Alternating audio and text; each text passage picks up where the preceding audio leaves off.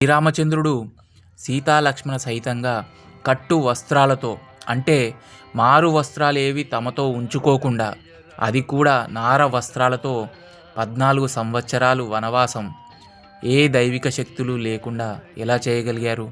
మానవ మాతృలుగా ఉంటూనే. ఇది మన ఊహకు అందట్లేదు కదా. దీనికి ముఖ్య కారణం ధర్మము, ధర్మ ఆచరణ.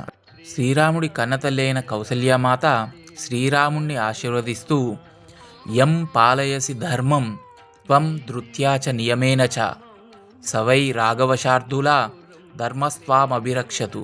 అంటే ఏ ధర్మాన్ని శ్రీరాముడు ఆచరిస్తాడో ఆ ధర్మమే అతన్ని రక్షిస్తుంది అని ఆశీర్వదించిందట. ధర్మో రక్షతి రక్షిత, అంటే ధర్మాన్ని మనం రక్షిస్తే అది మనల్ని రక్షిస్తుంది అని మన సనాతన ధర్మం తెలియజేస్తుంది. అదేవిధంగా శ్రీరాముడు కూడా ఎప్పుడూ శాస్త్రాలు ఇలా తెలియజేస్తున్నాయి, ఋషులు ఇలా చెప్తున్నారు కాబట్టి అలానే చేద్దామనేవారట. రామో విగ్రహవాన్ ధర్మ, ఈ మాట అన్నది బంధువులో, స్నేహితులో లేదా మనలాంటి భక్తులో కాదు, ఎలాగైనా రాముడిని సంహరించాలని ప్రయత్నాలు చేసినటువంటి మహామాయావి అయిన రాక్షసుడు చెప్పిన మాటలు. శ్రీరాముడు స్త్రీలు, ఋషుల దగ్గర ఎక్కువగా మాట్లాడేవారు కాదట. ఎందుకంటే తన సంభాషణ వల్ల వాళ్ళకి ఏమైనా అసౌకర్యం కలుగుతుందేమోనని.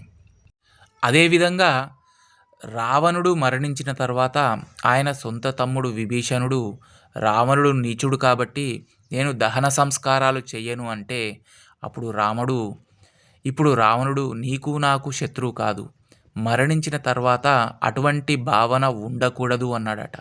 ఎంతటి గొప్ప ధర్మ విచారణ! అంతటి ధర్మపరుడికి, ఆయనని నమ్ముకున్న సీతాలక్ష్మణులకి, మనకి కూడా ఇక రక్షణకి, ఆనందానికి లోటేముంటుంది? ఏ విధమైన సంశయాలు అక్కర్లేదు. తక్కువేమి మనకు రాముడొక్కడుండు వరకు. శుభం భూయాత్.